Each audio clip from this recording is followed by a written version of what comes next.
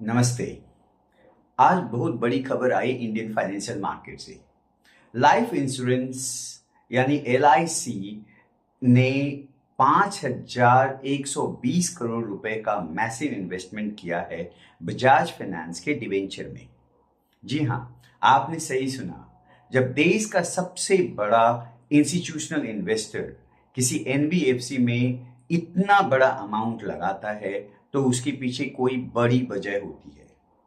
आज की वीडियो में हम बात करेंगे कि ये डील क्या है, रिटेल इन्वेस्टर्स के लिए इसमें क्या सीखने को है या इससे हम क्या समझ सकते हैं। तो चलिए शुरू करते हैं। सबसे पहले फिगर्स को देखते हैं, सबसे पहले अमाउंट्स को देखते हैं, सबसे पहले जो जो डेटा है उस पर ध्यान लगाते हैं। तो ये है कि LIC ने बजाज फाइनेंस के 5,12,000 डिबेंचर्स, जिसकी की फेस वैल्यू 1,00,000 रुपए की है, उसको खरीदे हैं। 5,12,000 डिबेंचर्स LIC ने खरीदे। अब आप जानते ही होंगे डिबेंचर्स का मतलब होता है एक तरीके का लेंडिंग। यहाँ पे इक्विटी और डिबेंचर में थोड़ा सा अंतर समझिए कि डिबेंचर में जब आप इन्वेस्ट करते हैं मतलब आप उसमें आप एक्सपेक्ट कर रहे हैं इंटरेस्ट। जब आप शेयर में इन्वेस्ट करते हैं तो आप एक्सपेक्ट कर रहे हैं डिविडेंड एंड उस शेयर के वैल्यू में बढ़ोतरी का। तो वापस स्टोरी पे आते हैं हम।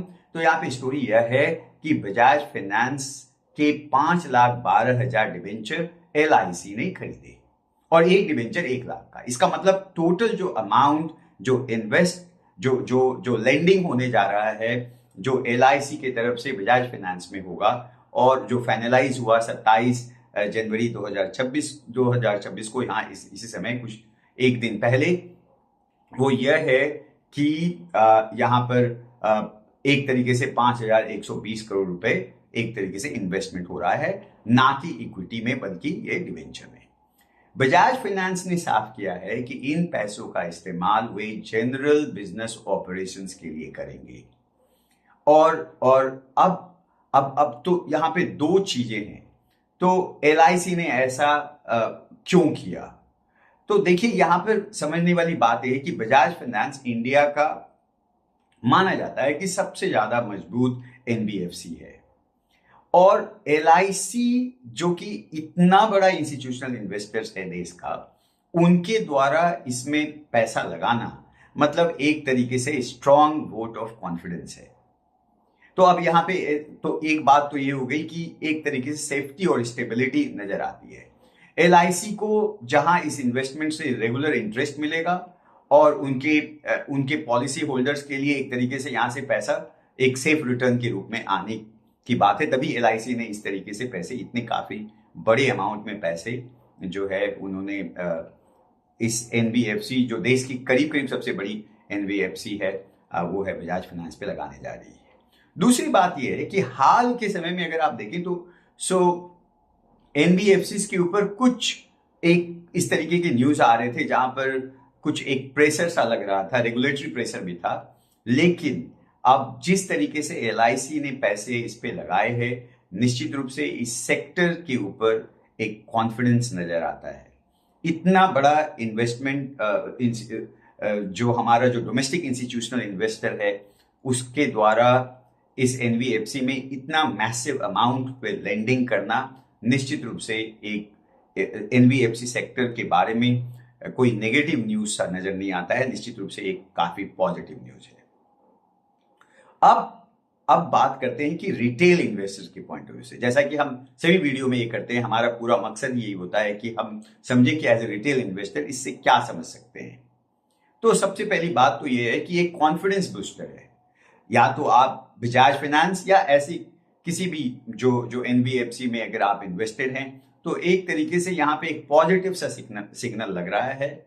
LIC का 5,000 से भी ज्यादा, 5,000 करोड़ से भी ज्यादा का पैसा लगाना, इसका मतलब यह हुआ कि कंपनी को बैलेंस शीट और रीपेमेंट जो बजाज फाइनेंस की जो रीपेमेंट कैपेसिटी है उस पर काफी विश्वास है, तभी उन्होंने इस तरीके के पैसे इसमें लगाए। तो ये एक तो सबसे बड़ी बात है कि यदि आप या तो इस कंपनी में या इस तरीके के सेक्टर में यदि आप इन्वेस्टेड हैं तो ये एक पॉजिटिव न्यूज सा लगता है।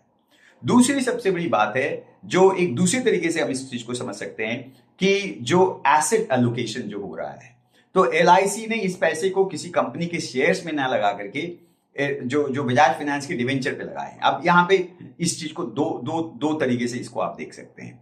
एक तो निश्चित रूप से यह हुआ कि एज ए इन्वेस्टर आप हमेशा याद रखें कि जो आपका जो टोटल एलोकेशन है, वो जरूरी नहीं है कि सारा का सारा एलोकेशन आप इक्विटी में रखें, बल्कि एक पार्ट जो है आप डेट में रख सकते हैं, जैसा कि LIC as a institutional investor कर रही है।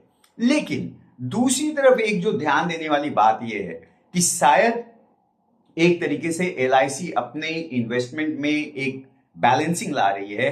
निश्चित रूप से उनको ये डील बाकी किसी दूसरे इक्विटी इन्वेस्टमेंट की डील से अच्छा लगा और तभी ये पैसा जो है डेट में आया है। तो ये एक बड़ी इंपॉर्टेंट बात भी है। काफी पॉजिटिव सा नजर आता है, लेकिन एक थोड़ा सा कॉशन भी है, एलिमेंट ऑफ कॉशन है कि आप अपने पोर्टफोलियो में ओवरली इक्विटी पे एक्सपोज ना हो। अब सबसे और अंत में जो बड़ी बात वो ये है, अक्सर मैं रिपीट करता हूं, वो ये बात है कि हमेशा आप बड़े समय का जो नजरिया रखिए इक्विटी मार्केट में। निश्चित रूप से आपका जो विजन होना चाहिए वो बड़े समय का होना चाहिए, 5 से 10 साल का माना जाता है, ताकि आप रोजाना फ्लक्चुएशन से आप अपना डिसीजंस उसको चेंज ना करें। कोई भी कंपनी आज और कल में अच्छा या खराब नहीं बनती है।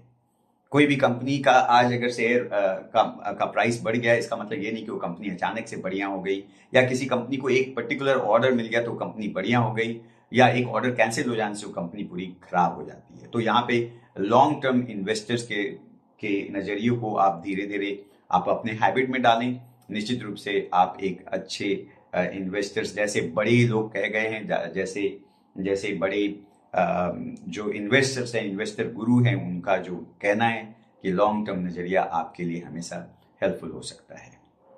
यहाँ पे एक डिस्क्लेमर, बहुत इंपॉर्टेंट डिस्क्लेमर, कि यहाँ पे नाम जो मैंने लिया है LIC, चाहे बजाज फाइनेंस या NBFC सेक्टर या इक्विटी, किसी में भी यहाँ पे निवेश करने की सलाह नहीं है।